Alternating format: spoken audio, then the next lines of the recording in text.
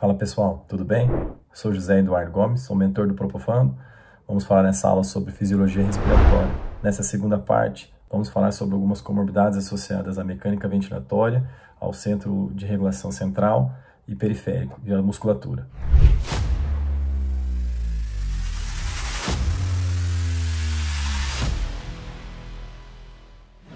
Agora a gente vai falar de um tema um pouco diferente, já falamos de pressões, de mecanismos de inspiração e de expiração, e agora vamos falar um pouco sobre a resistência da via aérea. Então vamos lá, pessoal. Para a gente entender de resistência, novamente estou desenhando aqui o nosso pulmão, os nossos dois pulmões, né, com os brônquios-fonte, traqueia, carina e os alvéolos. Nós temos que entender como funciona o fluxo de gases. O fluxo de gases é uma relação entre a variação de pressão e a resistência.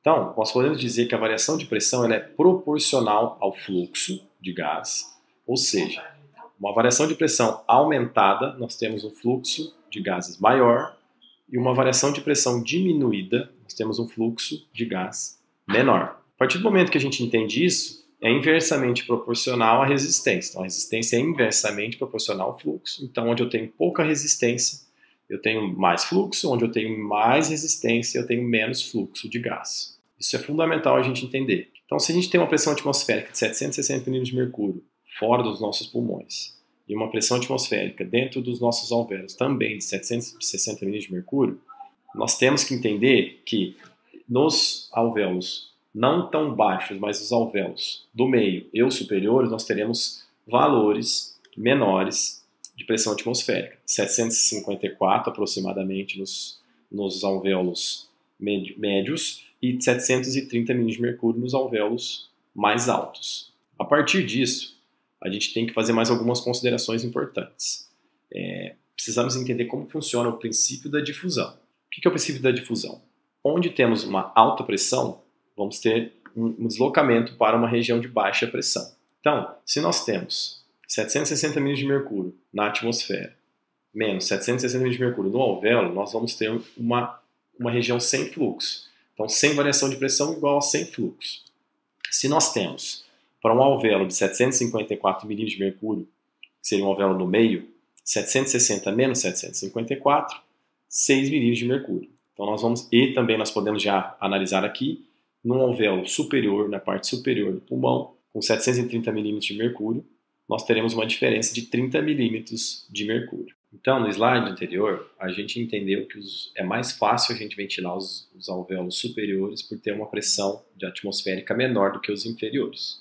Outra coisa que é importante a gente falar sobre a resistência. A resistência, regiões de área de baixa resistência, nós temos normalmente grande diâmetro, né, que são as áreas de condutoras do fluxo. Elas têm muito diâmetro, por mais que não tenha uma resistência muito diferente, nós vamos ter um fluxo bem grande. E assim, a gente tem uma área total de transecção condutora enorme.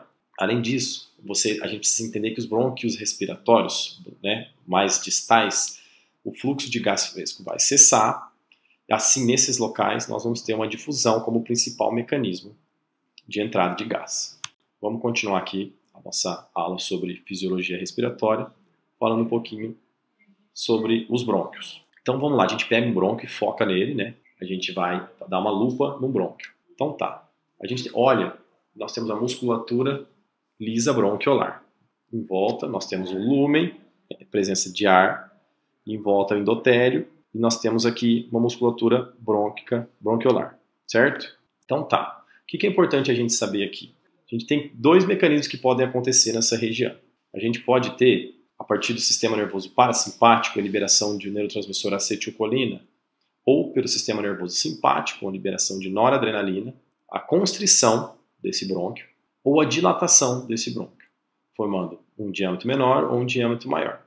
Com a diminuição do diâmetro e aumento da fricção, nós vamos ter uma maior resistência para a passagem do ar. Pelo contrário, quando a gente tem uma dilatação pelo efeito da noradrenalina, nós temos aumento de diâmetro, diminuição da fricção e diminuição da resistência. Como a gente pode usar como exemplo aqui? O que a gente pode usar como exemplo? Broncoespasmo, reações alérgicas, nós vamos ter uma constrição com dificuldade de ventilação, a gente percebendo isso por aumento de pressão em via aérea. Então assim a gente entende o porquê do broncoespasmo, do crise asmática, do DPOC exacerbado, nós temos o aumento da pressão da via aérea que a gente consegue constatar no nosso ventilador mecânico. Agora nós vamos falar sobre um tema extremamente importante também, que é a complacência e elastância pulmonares. Aqui nós temos um pulmão novamente, uma caixa torácica, e vamos falar aqui algumas definições, né? A complacência, dos pulmões, a caixa torácica, também é uma relação bem importante entre a variação de volume dividido pela variação de pressão. E a elastância, pelo contrário, dos pulmões e da caixa torácica, seria uma relação entre a variação de pressão e variação de volume. Então vamos lá, na parte de complacência. Nós temos uma variação, então assim, a variação de volume ela é proporcional à complacência pulmonar.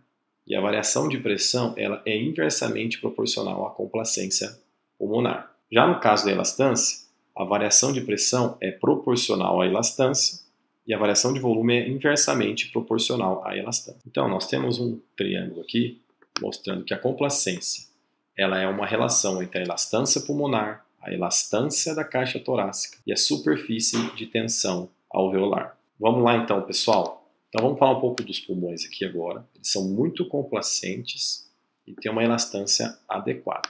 Vamos supor que a gente tem algum tipo de fibrose. Uma fibrose pulmonar levaria a uma diminuição da complacência e o aumento da elastância. Já ao contrário, se o pulmão tiver um aumento da área de superfície, no caso desse pulmão, como o enfisema pulmonar, nós teremos um aumento da complacência e diminuição da elastância. Sobre a caixa torácica, vamos fazer algumas análises também. A complacência da caixa torácica normalmente é igual à elastância. E isso é uma relação dinâmica normalmente.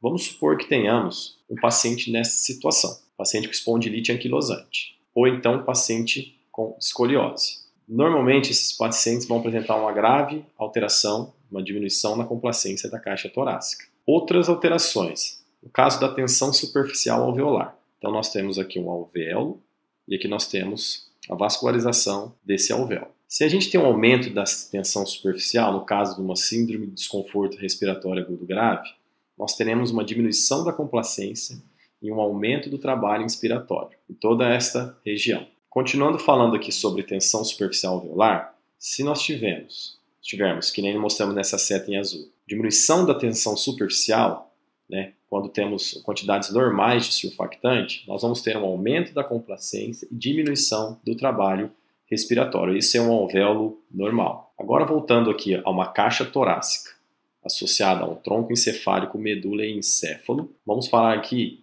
de doenças neuromusculares. Como é que elas vão atingir essas regiões? Simplesmente elas vão bloquear os estímulos neuromusculares para toda essa região. Vai fazer com que seja difícil a gente ventilar esse paciente, eles terem uma respiração espontânea e associada a todos os outros distúrbios periféricos do paciente com doenças neuromusculares. Agora, vamos pensar nesse sistema nervoso associado, desde o bulbo, dos núcleos ventrais e dorsais, dos grupos respiratórios, dos nervos da inervação pós-sináptica, dos nervos intercostais, nervo frênico. Se nós tivermos uma esclerose lateral amiotrófica ou uma esclerose múltipla, como exemplos, nós podemos ter inibições desse sistema. Agora vamos aqui para mais uma situação diferente. Nós temos aqui a nossa caixa torácica, nosso pulmão, nossos alvéolos, nossa pleura, nossa traqueia. Se nós tivermos um acúmulo de muco ou um aumento de secreção nos nossos brônquios respiratórios, nós podemos, no caso de broncopneumonia ou uma SARA ou outra comorbidade relacionada, nós vamos ter uma dificuldade de passagem do fluxo de gases por esse pulmão. Outro quadro semelhante. Se nós tivermos um paciente que toma uma facada e faça uma abertura entre os músculos intercostais costelas com a pleura, podemos lembrar aqui que nosso paciente tem uma pressão intrapleural de menos 4 mm de mercúrio, como nós falamos no começo da aula, e uma pressão atmosférica de 760 mm de mercúrio, nós vamos ver o ar entrar por uma região diferente da normal, simplesmente por variação de pressão, que é o nosso famoso pneumotórax. É isso, pessoal. Muito obrigado e até a próxima.